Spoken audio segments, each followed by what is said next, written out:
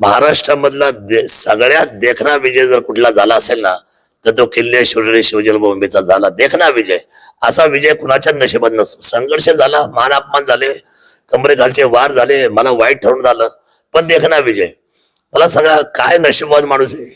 माझे दखले हेलिकॉप्टर घेऊन पाठवे, कुणाचेच नाही केले ना. 287 असे बसले वाट पाहत. आपल्याला हेलिकॉप्टर घ्यायला ना शिवभूमीला, लाल दिवा मिळेल. लाल दिवा हा शिवनेरीला मिळाला पाहिजे. शरद सोडणे हा फार म्हणजे ह्या तालुक्यातला एक सर्वसामान्य घटक आहे. मी फार छोटा माणूस आहे, पण माझी शिवनेरी मात्र वंचित आहे.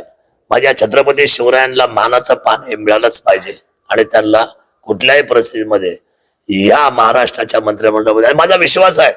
एकनाथजी शिंदे साहेब, देवेंद्रजी आणि अजितदादा, माझा प्रचंड विश्वास आहे की 100% ह्या मंत्रिमंडळामध्ये किल्ले शिवनेरीचा जुन्नर विधानसभा 195चा समावेश होईल. माझा विश्वास आहे. कार्यकर्त्यांनी तुमच्यासाठी खूप त्याग केलेला आहे.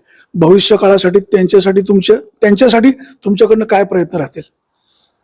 त्यांच्या त्यागाला उत्तर त्यागातच राहील. त्यांनी फक्त सांगावं आणि मी काम करावं. सार्वजनिक कामं सगळी केली जातील. त्यांची कुठे वर्णी लागेल काय? सगळ्यांच्या वर्णी लागतील. माझ्यावर आलेल्या सगळ्या कार्यकर्त्यांना मोठमोठी पदं मिळतील, मोठमोठ्या सत्ता मिळतील, ते मोठ्या खुर्चीवर जातील, ते पण जनतेची सेवा करतील. आयुष्यामध्ये माणसाला सन्मानाचीच भूक असते, सन्मानाची भूक असते. कुणालाही प्रतिष्ठापेक्षा सन्मान काय मिळतो आणि तो सन्मान देण्यासाठी मी तत्पर आहे.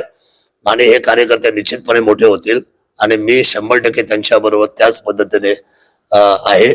अशा पद्धतीचा विश्वास मी माझ्या कार्यकर्त्यांना देतो आणि त्यांच्याबरोबर माझ्या मायबाप जनतेला पण देतो.